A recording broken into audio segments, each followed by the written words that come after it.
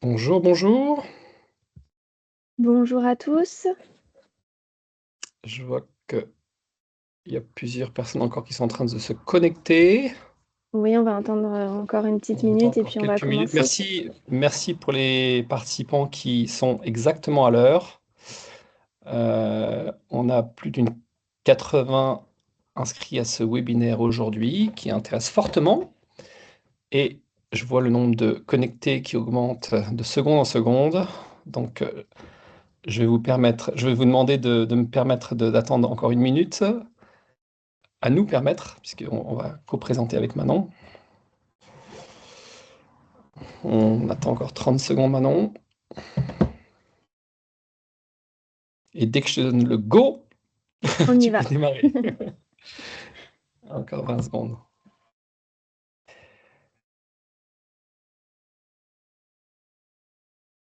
Allez, c'est bon, c'est parti. Mesdames et messieurs, bonjour. Je suis Manon Gaillard. Pour certains, vous ne m'avez pas encore rencontrée, assistante de direction chez Globalliance. Et je suis ravie de vous accueillir aujourd'hui pour ce nouveau webinaire de l'International. Aujourd'hui, il sera consacré à l'Australie. Nous avons la chance d'avoir Emmanuel Bibi avec nous, fondateur d'Expandis, pour nous parler donc de ces divers sujets. Il se présentera ultérieurement. Pour quelques informations pratiques, je vous informe que le webinaire est enregistré et qu'il vous sera envoyé à la suite de celui-ci. Il durera 45 minutes avec 30 minutes de présentation environ et 15 minutes de questions-réponses. Je vous invite donc à déposer vos questions dans l'espace prévu ou bien dans le chat de la conversation. Sans plus attendre et pour ceux qui ne nous connaîtraient pas, voici quelques informations sur notre réseau. Donc Globalliance a été créé en 2015. C'est un réseau qui regroupe 12 dirigeants opérationnels, tous experts pays et sectoriels basés à l'étranger, avec en moyenne 25 ans d'expertise sur leur zone. Aujourd'hui, on est présent sur plus de 70 pays avec 750 collaborateurs à travers le monde et toutes les structures confondues, on représente 50 millions de chiffres d'affaires environ.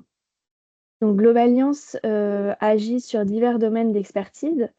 Les membres peuvent tous agir sur ces domaines-là. Globalement, on couvre toutes les solutions d'internationalisation d'une entreprise française à l'étranger. Donc les points de contact chez Globalliance donc, sont moi-même, mais surtout Céline, la directrice générale, qui n'a pas pu être présente avec nous aujourd'hui, mais qui se fera un plaisir de répondre à vos questions par mail. Donc sans plus attendre, je laisse la parole à notre expert pour nous parler de l'Australie sur le sujet opportunités et stratégies de développement pour les entreprises françaises. Emmanuel, c'est à toi.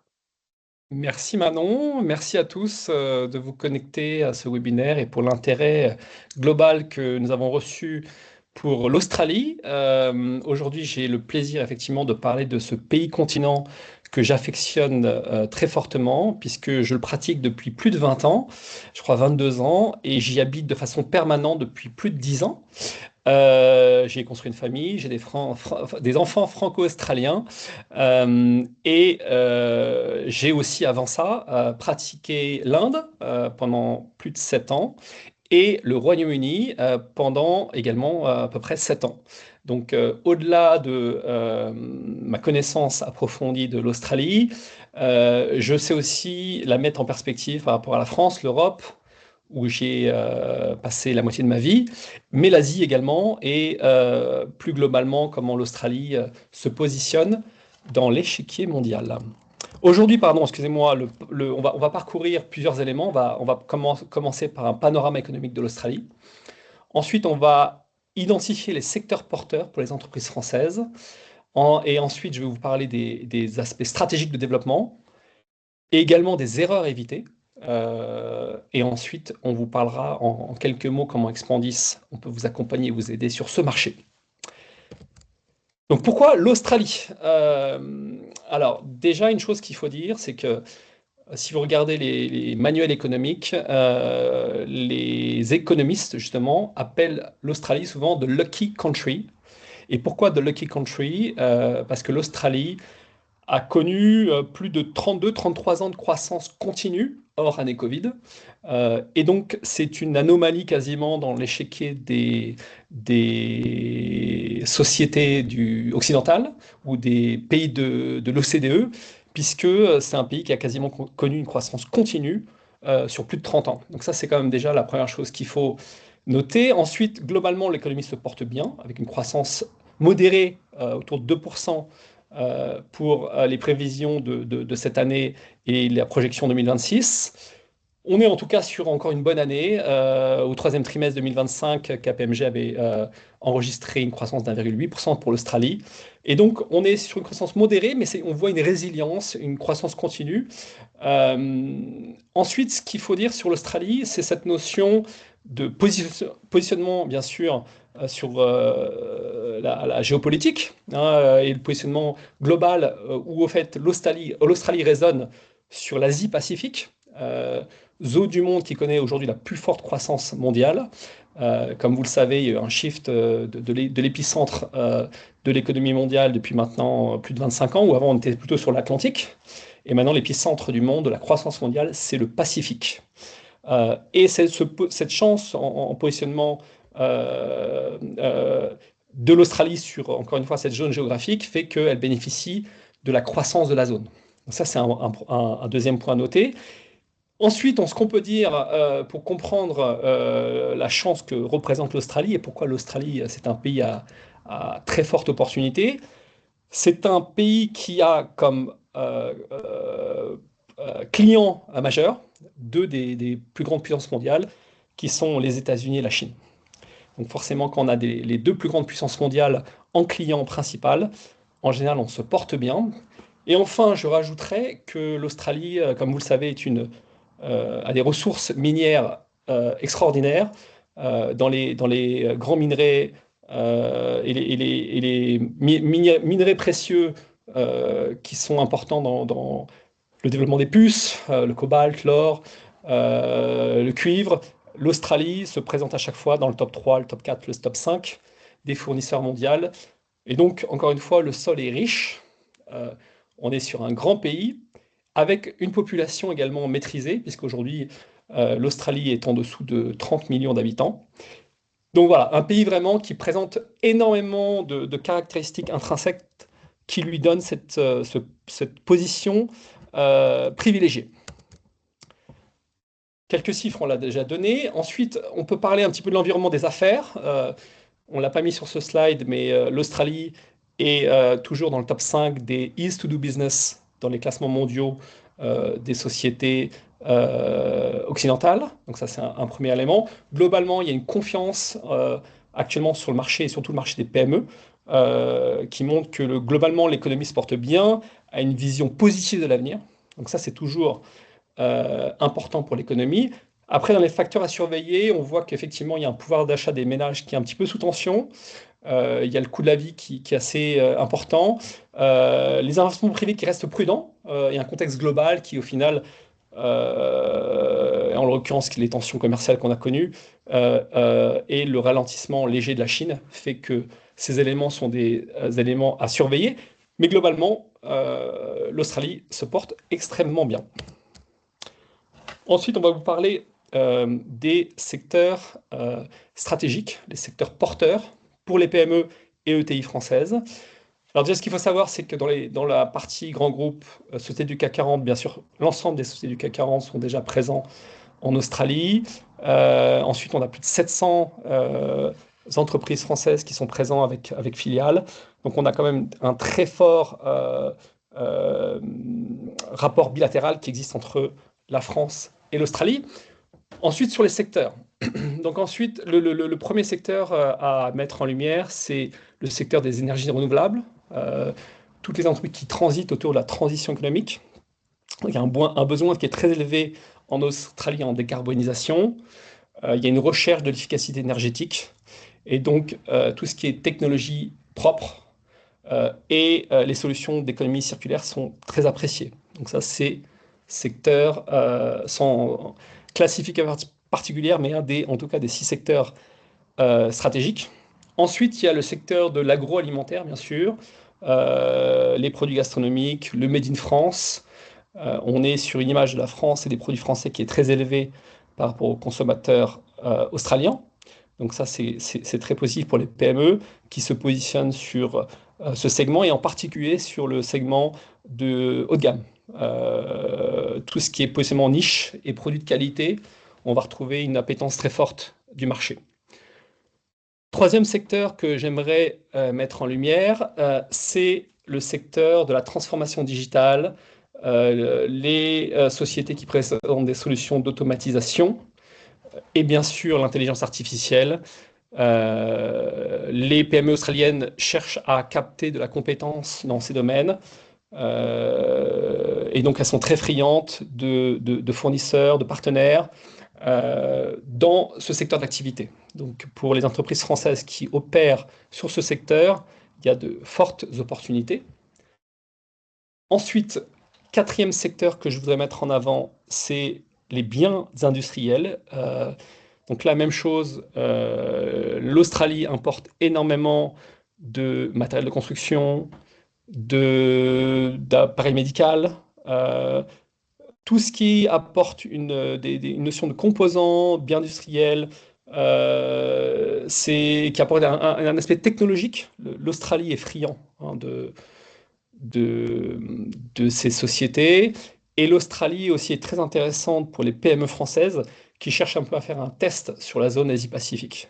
On a beaucoup de nos clients qui démarrent en Asie-Pacifique et qui choisissent l'Australie pour démarrer. Pourquoi? Parce que, cette taille de marché maîtrisée qui permet de lancer un produit, de tester un produit sans partir sur des pays qui présentent, comme l'Indonésie par exemple, 180 millions, plus de 200 millions. Euh, donc il y a cet intérêt en tout cas pour ce secteur. Ensuite, la santé, en cinquième secteur que je voudrais mettre en avant aujourd'hui. Donc bien sûr, excusez-moi, je vais rester sur le slide. Euh, les produits, les appareils médicaux, j'en ai parlé précédemment. Les appareillages de santé, ça c'est aussi un élément clé. Et globalement, comme l'ensemble des pays de l'OCDE, l'Australie a une population vieillissante, donc il y a des besoins croissants sur l'accompagnement des personnes âgées et du secteur de la santé dans sa globalité. Enfin, le dernier secteur et le sixième secteur que je voudrais mettre en avant sur l'Australie, c'est le secteur des infrastructures qui aujourd'hui, alors excusez-moi, je ne sais pas si vous voyez toujours mon écran. Oui, donc je parle des infrastructures, excusez-moi, où on a effectivement un nombre de projets très forts qui sont régulièrement lancés par les différents États australiens. Comme vous le savez, donc l'Australie, on est sur un pays fédéral, et donc chaque État a la main sur le programme qu'il veut mettre en place de développement des infrastructures particuliers. Et la beauté de l'Australie, c'est qu'on a une visibilité totale des projets, des appels d'offres. Tous les éléments sont publics et bien souvent ont des sites dédiés qui permettent à tout investisseur étranger, toute société française, de rechercher et d'identifier des projets qui sont potentiellement intéressants par rapport à leur expertise, par rapport à leur offre produit. Excusez-moi, j'ai encore ma machine qui... Non. Ah, si j'appuie là, voilà, ça va marcher, superbe. Donc ensuite, je voudrais parler des facteurs de réussite. Donc premièrement, c'est une connaissance fine du marché. En gros, c'est quoi? C'est en anglais, on va dire do the homework, faire la phase de préparation. Donc ça, c'est effectivement essentiel. Comprendre les éléments de conformité, les éléments qui sont liés à la qualité, maîtriser la logistique, comprendre auprès de vos interlocuteurs et en particulier auprès de vos interlocuteurs grands comptes les cycles de décision, la culture d'achat. Une erreur qui est fréquente en Australie, c'est de proposer une offre qui est identique à ce qu'on a proposé à ces acheteurs européens. Et donc, on appelle ça une offre Europe centrée. Et donc, bien entendu, il faut toujours adapter en fonction de vos cibles, de vos interlocuteurs et des structures que vous approchez. En deuxième, c'est la notion du mode d'entrée. Donc, est-ce qu'il y a un choix de création de filiale? Est-ce qu'il y a le choix d'identifier un partenaire commercial, un importateur-distributeur? Est-ce que vous voulez embaucher directement sur quelqu'un sur place et vous choisissez l'option de portage? Toutes ces options sont intéressantes à étudier. Et en tout cas, il faut vraiment partir sur un business plan et réfléchir. Et on peut vous aider, d'ailleurs, c'est notre expertise, à choisir la meilleure stratégie d'entrée. Hein, donc ça, c'est important. Mais globalement, et comme je vous l'ai dit en introduction, j'ai une vision assez globale pour avoir vécu et travaillé en Asie et en Europe, et pour avoir quasiment toute ma vie travaillé avec des entreprises françaises et européennes. Et un constat qui est évident, c'est que l'Australie est un marché qui se porte très rapidement à la création de filiales, encore plus, je dirais, que des pays de proximité avec la France. Pourquoi? Parce qu'on va le voir encore plus en détail après, on est à 17 000 km. Et aujourd'hui, par exemple, on est sur 10 heures de décalage, hein, donc ça dépend du moment de l'année, on est soit 10 heures, soit 8 heures. Et tous ces éléments font que c'est plus facile d'embaucher localement, d'avoir des gens qui opèrent ce marché en local plutôt qu'effectivement l'export. Mes clients qui gèrent l'Australie à travers une approche export sans entité ou sans salarié ou sans partenaire local, en général, ils font un déplacement par an, pour les plus courageux, deux, mais c'est dur de le faire beaucoup plus, encore une fois, à cause de la distance. Enfin, troisième élément, la notion de capitalisation sur les partenariats et le réseau. Donc ça, bien sûr, c'est essentiel. C'est pas vrai que pour l'Australie, bien entendu. Donc c'est de constituer autour de vous un écosystème, hein, des acteurs privés et publics qui vont pouvoir vous accompagner et avoir aussi en tête cette notion de géographie. Encore une fois, l'Australie, c'est un pays continent. Par exemple, pour faire Sinépers, on est sur 5 heures d'avion. On a des États qui sont quand même plutôt éloignés, et donc il faut considérer cette géographie quand on prend en charge, quand on appréhende l'Australie, et donc la notion de partenaire, elle veut dire aussi partenaire avec un maillage géographique particulier. Hein. Donc ça, c'est aussi important à avoir en tête pour réussir, encore une fois, sur ce marché. Ensuite, les erreurs. Alors j'en parlais précédemment.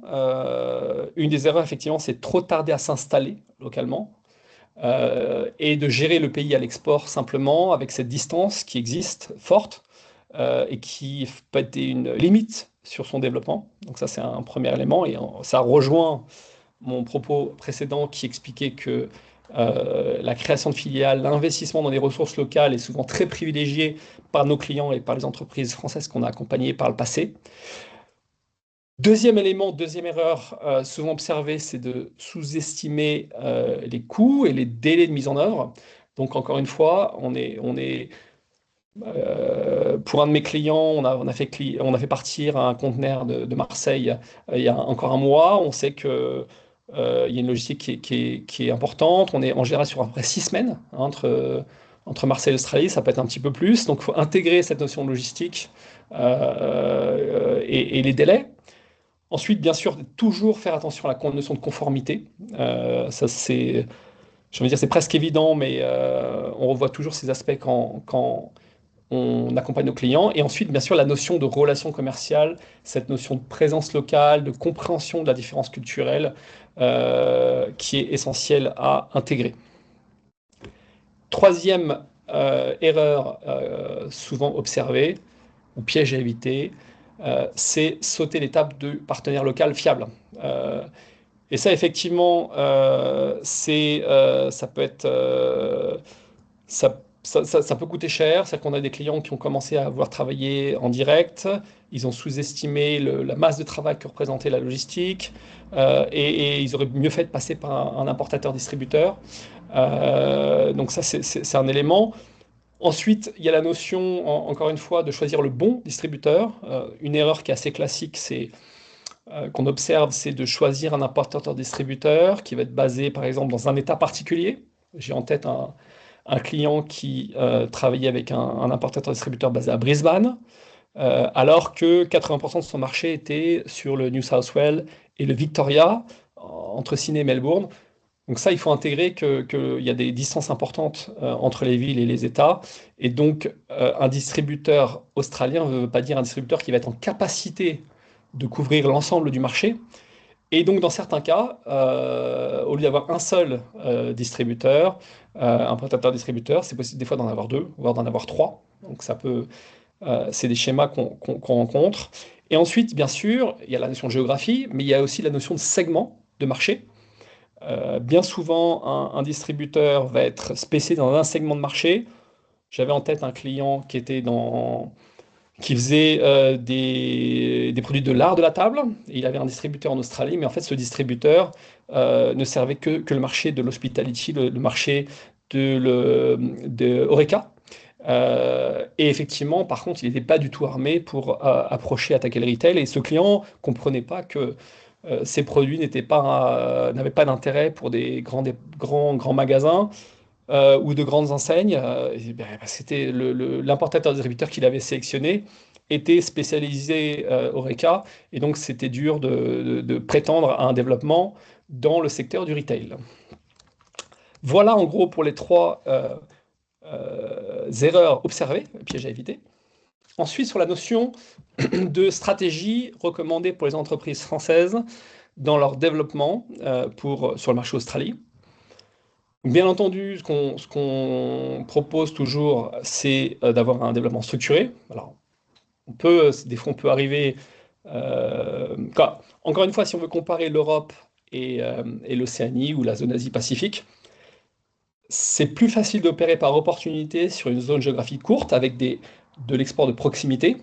Ça se gère, on peut le gérer à distance et on peut structurer un peu pas à pas au fur et à mesure des opportunités sur un marché lointain comme l'Australie. Je pense que c'est vrai pour d'autres marchés lointains. Il faut absolument avoir un plan de développement structuré. Et on le propose souvent en 4 étapes, avec effectivement dans un premier temps, une première étape 1 qui est la partie diagnostic et préparation, une étude de marché, une segmentation, une compréhension de la concurrence, la réglementation dont on a parlé précédemment, et de bien comprendre les barrières à l'entrée. Donc ça, c'est essentiel. Ensuite, il y a ce qu'on appelle le go, no go, ou l'adéquation produit-marché. Hein, est-ce que l'offre est en adéquation avec les attentes des Australiens? Et il y a plusieurs cas célèbres hein, d'échecs de grands groupes. Je vais en citer un très rapidement, mais qui était l'exemple de Starbucks, la chaîne de café, qui avait attaqué le marché australien comme elle avait opéré son développement sur le marché américain. Et en fait, on est sur un pays où il y a une culture du café très très forte, une culture du café de proximité, du petit café de quartier, un peu comme on va retrouver en France. Et donc, Starbucks a fait un échec initial dans sa stratégie de développement de par le manque d'adaptation à la culture du pays. Donc ça, c'est en tout cas essentiel. Et ensuite, toujours dans cette étape 1, c'est la notion d'identification des ressources internes dédiées pour le développement de l'Australie. C'est bien sûr les équipes, le budget et le calendrier. Étape 2, le mode d'entrée, on en a parlé précédemment. On a abordé la notion bien sûr, de création de structure. Et si c'est le cas, il faut bien sûr bien déterminer quel type de structure, intégrer la notion juridique, fiscale, compliance de la structure, ça c'est essentiel. Ensuite, est-ce qu'on travaille en export direct, par la distribution, création de filiales, portage salarial, c'est aussi une solution qui est très privilégiée, VIE également, bien sûr, et bien sûr, la dernière, qui est un petit peu plus coûteuse, mais il y a des très très belles success stories d'entreprises françaises, c'est l'acquisition, donc la croissance externe. Donc ça, c'est pour l'étape 2. L'étape 3, le lancement, le développement commercial. On conseille toujours de ne pas attaquer tous les États en même temps. Encore une fois, on est sur des distances géographiques très fortes, mais plutôt de faire un ciblage avec des villes prioritaires. Et bien souvent, de par la démographie et l'importance du poids économique 2 États. Les 2 États plus privilégiés, c'est le Victoria et le New South Wales. Même s'il y a des secteurs où effectivement le Queensland va représenter une opportunité encore plus forte, mais souvent nos clients, quand ils démarrent ou ils s'installent, ils choisissent Sydney ou Melbourne, même si, encore une fois, de plus en plus, Brisbane rentre en challenger, et en particulier depuis que Brisbane a obtenu les JO. Donc ça, c'est effectivement à prendre en considération. Ensuite, la notion de prospection, le développement commercial, faire des salons, faire des rendez-vous B2B en vous faisant aider, et tous les institutionnels, chambres de commerce, consulats, l'ensemble de ce qu'on appelle la Team France Export à ce stade peut vous aider hein, dans cette notion de développement. Et la mise en place, bien sûr, du réseau, on l'a déjà abordé précédemment, en trouvant le bon distributeur au bon endroit, qui a la bonne zone de chalandise et qui couvre la bonne clientèle. Enfin, l'étape 4, là, on est souvent dans une étape de croissance, de pérennisation, et c'est souvent d'ailleurs à ce stade-là qu'il y a création de filiales. Donc bien sûr, il faut suivre vos indicateurs de performance, être vigilant sur la marge, le développement du chiffre d'affaires, donc ça c'est essentiel. Continuer à recruter, à renforcer les équipements locales, c'est toujours bien sûr essentiel. Je me répète, mais il faut intégrer qu'on est sur 10 heures de décalage en ce moment. Il y a aussi la notion de temps inversé hein, pour les participants qui ont aujourd'hui qui ont une offre qui va être saisonnière, par exemple dans les acteurs du prêt-à-porter. Il faut intégrer aussi bien sûr qu'on est dans l'hémisphère sud. Hémisphère sud veut dire qu'actuellement alors pas encore l'été, on y sera dans 3 jours, au 1er décembre. Mais donc quand l'Europe rentre tranquillement dans l'hiver, nous on démarre gentiment l'été, avec aujourd'hui d'ailleurs une journée qui était très très chaude. Et puis, ce qui est toujours intéressant, c'est la notion d'élargissement potentiel à la zone Asie-Pacifique. L'Australie, encore on voit beaucoup de nos clients qui, quand ils démarrent la zone APAC, Singapour, c'est un choix qui est envisagé, Vietnam également, mais l'Australie, c'est souvent aussi parmi, en tout cas le top 3 des destinations privilégiées pour un démarrage sur la zone Asie-Pacifique, et après ça peut devenir une base pour le développement en Asie-Pacifique. Donc ça, c'est également à avoir en tête. Et puis après, il y a la notion d'ajustement continu de votre offre, qui doit bien sûr coller au plus proche des attentes des consommateurs australiens. Voilà en tout cas l'approche structurée en 4 étapes qu'on recommande à nos clients dans leur développement sur l'Australie. Enfin, quelques éléments sur comment on aide nos clients sur ce marché, sur les études terrain, bien sûr, le benchmark local, l'identification des opportunités, ça c'est bien sûr c'est un point essentiel. On est spécialisé dans la création de filiales, la gestion de filiales également. J'ai moi-même plus d'une quinzaine de mandats de directeur de filiales de groupes français. Et on a accompagné plus d'une trentaine aujourd'hui de groupes français dans leur création de filiales en Australie. On a encore aussi beaucoup de demandes sur la notion de recherche de distributeurs, qui est bien sûr toujours un élément clé dans son succès sur le marché australien. Le développement grand compte, encore il y a peu de temps, on a aidé un groupe français à se faire référencer au sein de David Jones, qui est l'équivalent de Bon Marché ou des Galeries Lafayette. Et enfin, le volet RH, et ça c'est encore peut-être vraiment une spécificité du marché australien. Les RH est très très très spécialisé, très très pointu en Australie. Il y a des divergences d'État à État. Et c'est essentiel de vous entourer de partenaires qui ont une bonne compréhension de ces questions RH, puisqu'il y a une certaine complicité, une forte complicité des ressources humaines en Australie. Et donc, soit rapidement, il faut vous embaucher quelqu'un, si vous avez une filiale sur ce sujet, ou en tout cas vous appuyer sur des experts. Et nous, on a la chance d'avoir en interne des gens dédiés, encore une fois, à ce point RH. En quelques mots, l'idée, c'est qu'on devienne un petit peu votre guichet unique si on décide de travailler ensemble.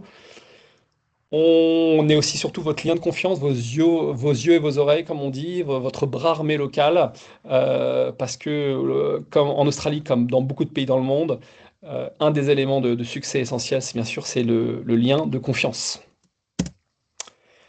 Enfin, j'aime présenter la notion de checklist avant de se lancer sur l'Australie. Bien sûr, c'est de vérifier que votre offre est adaptée, à cette notion encore une fois d'adaptation aux attentes et au marché, en intégrant les notions de qualité, le service, la durabilité et la logistique. Deuxième point à checker, c'est le budget, bien sûr, votre projection. L'idée, c'est de faire des projections initiales à 2 ans, 3 ans.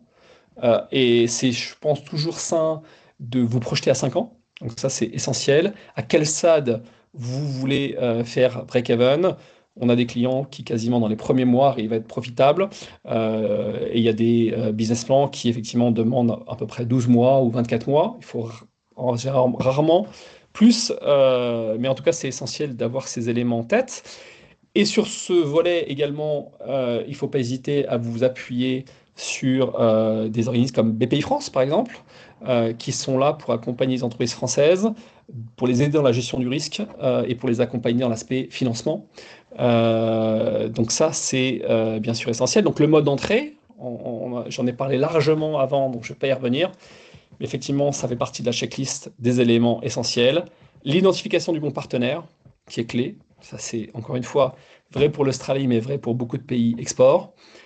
La notion de différenciation, qu'est-ce que vous apportez de différent par rapport à vos concurrents? Quelle valeur ajoutée vous proposez aux clients australiens? Donc, je pense que c'est toujours important de se poser cette question. Et bien sûr, c'est tout le plan de suivi, l'exécution, la gestion de projet qui est essentiel pour réussir. En conclusion, vous avez compris, l'Australie est un marché sérieux, stable, qui offre des opportunités très fortes, avec des secteurs majeurs qui ont bien souvent des croissances de 5%, pour certains même des croissances à 2 chiffres. On a énormément de succès de PME françaises qui ont réussi très fortement sur le marché australien et qui même par la suite se sont étendues sur la zone Asie-Pacifique. Ensuite, la notion de compréhension des opportunités, donc le développement terrain, la vision moyen terme qui est importante à intégrer. Et enfin, bien sûr, comme je l'expliquais, chez Expandis, on est là pour vous aider, pour capturer ces opportunités, vous aider à vous structurer, vous aider à vous implanter. Merci pour votre écoute et on va passer à la phase des questions. Merci beaucoup Emmanuel pour ces informations très enrichissantes. Tu as dû être très très clair parce que nos participants n'ont pas de questions et moi j'en ai quelques-unes à te poser. La première, c'est est-ce que tu conseillerais la stratégie de joint venture en Australie? Alors c'est une bonne question. On a fait quelques joint ventures par le passé. Souvent, alors je sais pas, c'est pas une obligation, bien entendu. Là où c'est intéressant d'utiliser la joint venture, c'est pour la notion de protection de l'IP, donc de tout ce qui est savoir-faire. Ce qu'on a vu par le passé, c'est par exemple des entreprises françaises qui s'apercevaient que d'envoyer tout de France, bah, ça présentait un délai, un lead time important pour leurs clients et qui se freinaient dans leur développement à cause de ce temps entre le moment là, où le client passe la commande au moment où le produit est livré. Et donc le fait d'avoir une partie de la production, une partie finale de l'assemblage, par exemple, ce qui peut être fait en local, ça peut avoir beaucoup de sens pour le développement. Et dans ce cas, si effectivement une notion de transfert de technologie, un partage de l'API avec votre partenaire local, pour vous sécuriser, la joint venture présente c'est une solution en tout cas qui apporte beaucoup d'avantages. Merci beaucoup. Un autre point sur lequel tu as beaucoup insisté, notamment le décalage horaire. Quels sont tes conseils pour bien gérer les échanges justement quand on a 10 heures là, de décalage horaire entre la France et l'Australie? Alors ça, c'est un vrai challenge pour nous comme pour nos partenaires ou clients français. Déjà, la période la plus simple pour se parler, c'est plutôt effectivement le matin pour l'Europe ou la France et la fin de journée pour l'Australie. Dans l'autre sens, un petit peu plus compliqué. On conseille plus l'Amérique du Nord, ou le continent américain globalement, où pour nous c'est plutôt le matin et fin de journée pour cette zone du monde. Donc déjà c'est gérer cette notion de décalage horaire, et puis après de faire ce qu'on appelle la communication asynchrone. Une chose que j'utilise beaucoup avec mes clients partenaires et même mes équipes, puisqu'on a des bureaux au Royaume-Uni, à Londres, c'est des mémos vocales que j'utilise beaucoup sur WhatsApp ou sur d'autres plateformes, ou même un enregistrement vidéo. On s'enregistre soi-même avec un email en commentant un sujet, un projet, un tableau Excel, et on peut l'envoyer. Et en France, ensuite, vous pouvez revisionner cette vidéo quand c'est la nuit encore, pas encore, mais quand c'est devenu la nuit en Australie, puisqu'on en avance sur vous. Et dans ces cas-là, on peut avoir cette communication qui peut, ce qu'on appelle la communication asynchrone. Et c'est une gymnastique, c'est pas évident, c'est pas naturel, mais une fois qu'on l'a mis en place, c'est très puissant. Merci beaucoup, Emmanuel. On a une autre question de Christophe qui te demande si la devise, est-ce qu'il est conseillé de proposer dès le début de commercer en AED ou tant à l'import qu'à l'export ou bien d'attendre un petit peu? Alors, c'est toujours dur de répondre à cette question. Euh, Bien entendu, en fait, c'est souvent un rapport de force, hein. C'est- c'est toujours, bien sûr, privilégié de vendre, de négocier vos prix en euros et de vendre en euros. Comme ça, vous prenez pas à votre charge le risque de change. Bien souvent, si vous vendez à l'Australie, ça veut dire que c'est plutôt vos clients qui sont dans une position de choix. Et pour certains, ont bien sûr cette capacité à dire non, non, moi je ne veux pas acheter en euros, je veux acheter en dollars australiens. Et donc, c'est à vous d'adapter votre liste de prix au marché, au dollar australien. Et donc là, il y a une notion d'arbitrage. Comment on fixe le prix? Comment on gère la notion de volatilité du taux de change?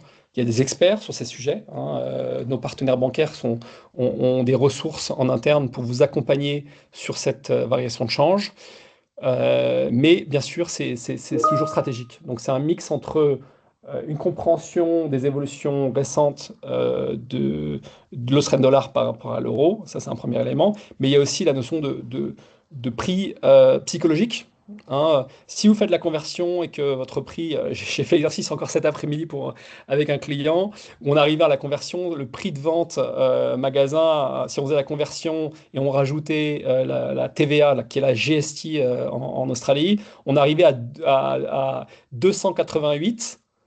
Ah, forcément, on a arrondi à 290, ou vous pouvez faire 299 potentiellement, mais je pense qu'il faut effectivement faire un arbitrage sur ces deux aspects. Un, le taux de change, et puis effectivement plutôt vous sécuriser, avoir une marge supplémentaire pour anticiper une variation de taux de change, et de l'aspect du prix psychologique.